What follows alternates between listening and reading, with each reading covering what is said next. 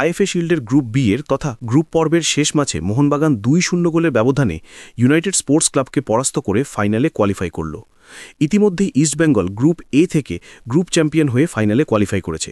কাজেই ফাইনালে মোহনবাগান ও ইস্টবেঙ্গলের মধ্যে বহু প্রত্যাশিত ডার্বি ম্যাচ দেখা যাবে। ইরানে খেলতে না যাওয়ায় এই ম্যাচেও মোহনবাগান সমর্থকদের একাংশ গ্যালারিতে মোহনবাগান ম্যানেজমেন্টের বিরুদ্ধে প্রতিবাদ জানালেন। মোহনবাগান এবং ইউনাইটেড স্পোর্টস ক্লাব এই দুই দলের কাছেই ফাইনালে কোয়ালিফাই করার জন্য এই ম্যাচটি খুবই গুরুত্বপূর্ণ ছিল। ম্যাচটির আগে অবধি দুই দলের পয়েন্টস সমান থাকলেও গোল পার্থক্যে মোহনবাগান ইউনাইটেড স্পোর্টস ক্লাবের থেকে এগিয়ে ছিল। কাজেই এই ম্যাচে মোহনবাগানের একটি ড্রই যথেষ্ট ছিল ফাইনালে কোয়ালিফাই করার জন্য, আর ফাইনালে কোয়ালিফাই করার জন্য ইউনাইটেড স্পোর্টস ক্লাবকে জিততে হতো। ইউনাইটেড স্পোর্টস ক্লাবের বিরুদ্ধে মোহনবাগানের স্টার্টিং 11 এরকম ছিল: goalkeeper Syed Zahid, defender Ashish Rai, Tom Aldred, Mehtab Singh এবং অভিষেক সিং, ডিফেন্সিভ মিডফিল্ডার থমসল থংসিং এবং Abhishek Suryavanshi, attacking midfielder Kiyan Nassiri, Robson Robinho এবং ডিমিট্রি পেট্রাটাস, আর ফরওয়ার্ড জেসন কামিংস।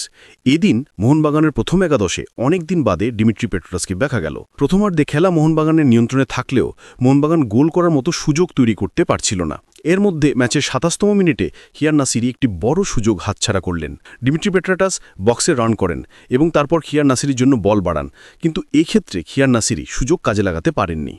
এরপরেই ম্যাচের ২৮তম মিনিটে খেলার ধারার বিপরীতে ইউনাইটেড স্পোর্টস ক্লাব আক্রমণে আসে এবং সুজেল মুন্ডার দূরপাল্লার শট বারের ওপর দিয়ে চলে যায়। প্রথমার্ধের নিয়মিত সময় শেষ দিকে গোল করেন ডিমিট্রি পেট্রাটাস। প্রথমে ফ্রি কিক পায় মোহনবাগান। ডিমিট্রি পেট্রাটাসের ফ্রি কিক ইউনাইটেড স্পোর্টস ক্লাবের গোলকিপার সুব্রতা সান্ত্রা প্রথমে সেভ করেন, কিন্তু বল চলে যায় মোহনবাগানের জেসন কামিংস হয়ে রবসন রবিনিওর কাছে। রবসন রবিনিও পাস দেন জেসন কামিংসকে।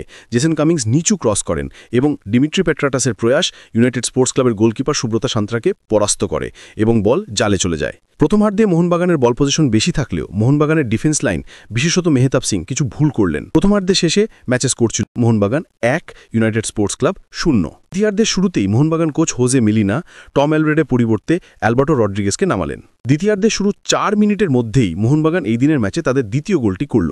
রবসন রবিনোর ফ্রি কিক থেকে বল পান জেসন কামিংস।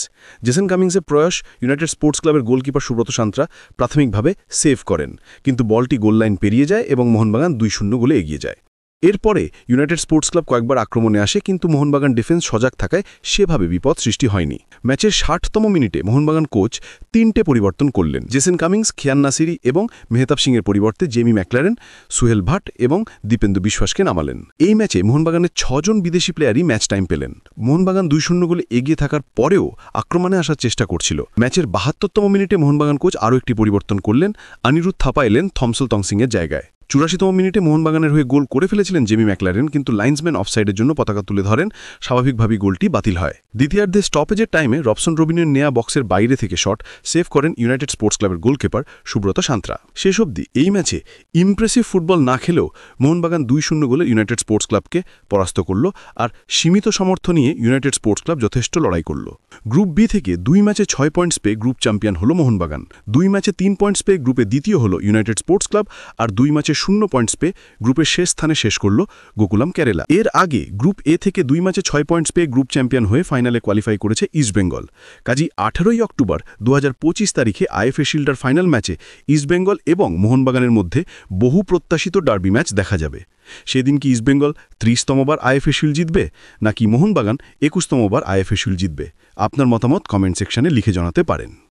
বন্ধুরা, এই ভিডিওটি আপনাদের কেমন লেগেছে সেটা কমেন্ট সেকশনে লিখে জানাতে পারেন।